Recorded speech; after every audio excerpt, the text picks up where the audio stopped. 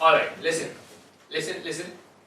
First of all, before we forget, what should we do if you want to sort in descending order? Max count. You make it x of j less than min. Don't write max, then write min. Okay, so make a note of this. Descending order, x of j less than min.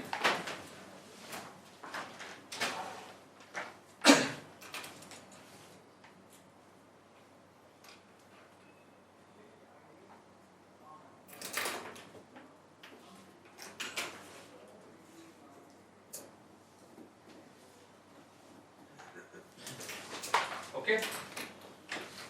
Alright, listen. Now, very important, don't do anything, just listen.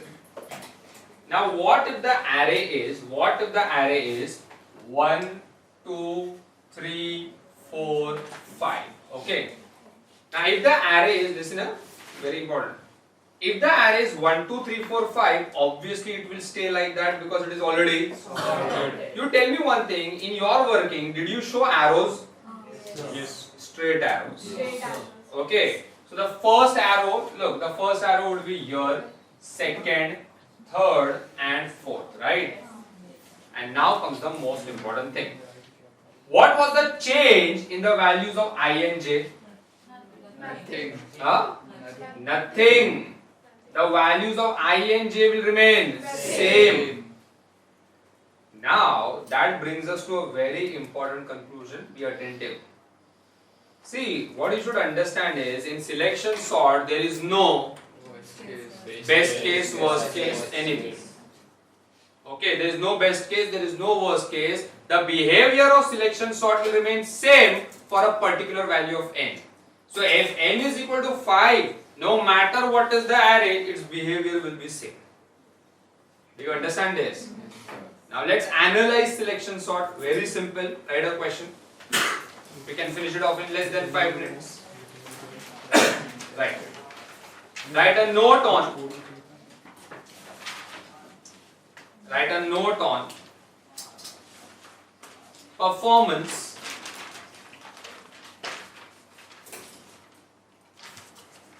or efficiency or complexity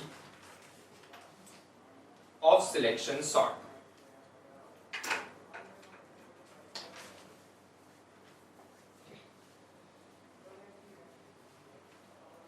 Below that, give the heading note. If this question comes in exam, give the following. If this question comes in exam, give the following.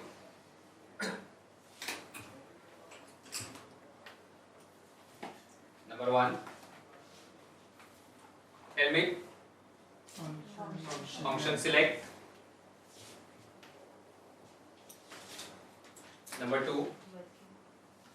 Anyone working.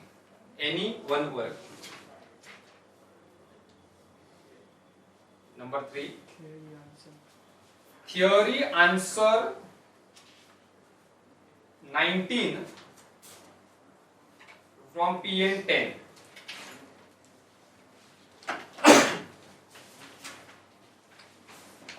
Look here. You can finish it off in less than 2 minutes or less than 5 minutes. Yes. Look, quickly, very fast. Tell me one thing, over here, who is the critical operation? But is this a comparison of array elements? Yes. Max is an array element? Yes. How come? This is x of 0. So this is comparison of array elements, so it is a critical operation. Now we just need to count how many times that critical operation executes. Listen to me very carefully, very easy. This comparison is a part of if. If is under which loop? For J loop. So the number of times the J loop executes, those many times this comparison will execute. So we need to count whom? We need to count J. Just count how many values J is taking. Those many times this condition executes. Now look. Now in pass 1, J takes how many values? Tell me. 4. That means the comparison executes 4 times. I'll write 4. Be attentive. Pass 2. 3. Next pass. 2. Last pass. 1. Listen to me carefully. If n is equal to 100, then in the first pass, how many times? 99. Huh? 99. 99, huh? 99. Then 98. 98, right? And that way it goes on. How many times in the second last pass? 2. Tell me. 2. 2. How many times in the last pass? 1. 1. What is this 99? N minus 1. N minus 2. So I can say no matter what the value of n is, in the first pass, that comparison will execute n minus 1 times, then N minus 2. and that way it goes on and on. In the second last pass, 2. 2 times. In the last pass, 1. once. So f of n is equal to n minus 1 Plus. n minus 2 Plus. plus, and that way plus 2 plus 1. Now do you know what it is? Yes. As per mathematical induction, f of n is equal to N n into n minus 1 upon 2, which is n square by 2 minus n by 2, which is big O. N square. So that is the complexity of selection sort. Wait. Simple. Yes. In your Viva, you may be asked the question, which sort is better, selection sort or insertion sort? Answer. Yes. Because, listen, because selection sort is not intelligent. Not intelligent means selection sort cannot figure out whether the array is already sorted or should I now stop over here. In selection sort, what will happen is no matter how the array is, its behavior will remain same. So you cannot change the complexity of selection sort depending on the array. Do you understand that? Yes or no? Yes, sir. Alright, nothing to be written. So selection sort is over. Okay, selection sort is over. So give that in. 1.9 recursion or recursive algorithm. Recursion or recursive algorithm. Alright, listen. Now today we studied how to analyze non-recursive sorting algorithms. In the next lecture we'll study how to analyze recursive sorting algorithms. So we'll just start it over here and 90% of it we'll do in the next lecture. Next lecture when you come, you should revise at least whatever you are writing from 1.9 onwards. And that will take not more than 5 minutes. Okay, not more than 5 minutes. Now let's write a definition of recursion. Right. Definition in, give the heading, definition in general. Definition in general. Right. Recursion is a technique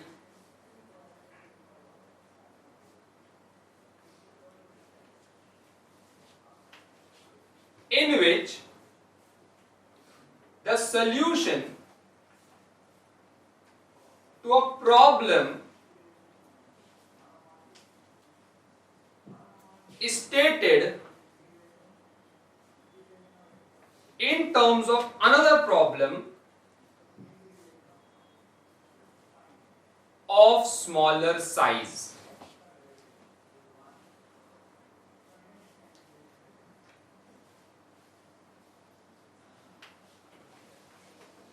Now you have done recursion earlier also. So tell me what is it which is new in this definition? Very good. Underline that. Of smaller size. Look, quickly. Now what does that mean? Listen. Look. Now let's say you are being told to find 4 factorial. Now instead of saying 4 into 3 into 2 into 1, we will say 4 factorial is what? 4 into 3 factorial. 3 factorial. 3 factorial is equal to 3 into 2 factorial. 2 factorial is equal to 2 into 1 factorial. and 1 factorial is equal to 1 into 0 factorial. One more statement which I'll write. Now, we have to tell what is happening in these 4 statements. look at my hand and correspondingly what I am saying. The solution to a problem is stated in terms of another problem of Smaller size. that means somebody asked you what is 4 factorial. You gave the answer 4 into 3 factorial, but your answer contained another problem 3 factorial. But the problem of 3 factorial was smaller than the problem of 4 factorial. Do you understand the meaning of smaller size? So every time the problem gets smaller and smaller and smaller till you reach 0 factorial. When you reach 0 factorial, if somebody is asking you what is 0 factorial, you cannot answer the question this way. So you will immediately say it is equal to 1. Since this 0 factorial is equal to 1 is called terminating condition, because the whole process of giving the solution in terms of another problem, that process stops over here. Do you understand that much? Copy this quickly.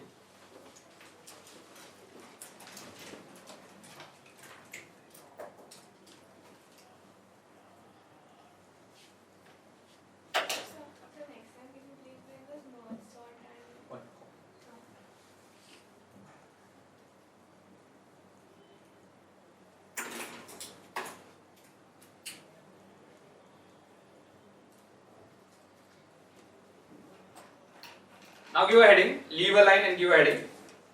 Definition in C. Definition in C.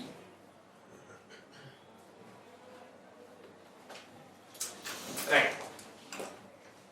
Recursion is a technique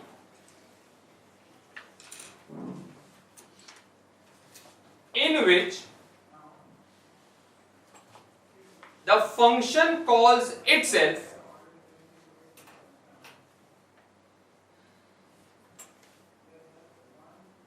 with an argument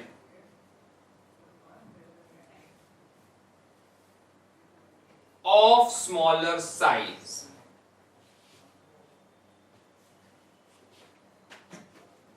What will you underline? Of smaller size. Now I'll explain you that definition, but first write a question. Leave a line, write a question. Write a function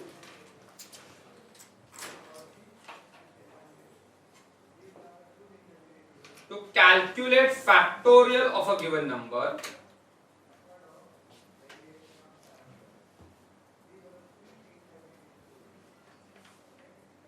and also find its complexity.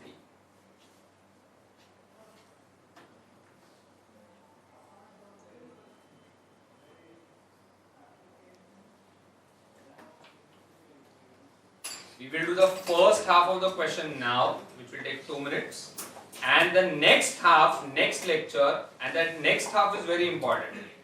There is no question of being absent next lecture, and not only that, next lecture you won't be late, because if you are late you will miss that beginning. And what did you write after and?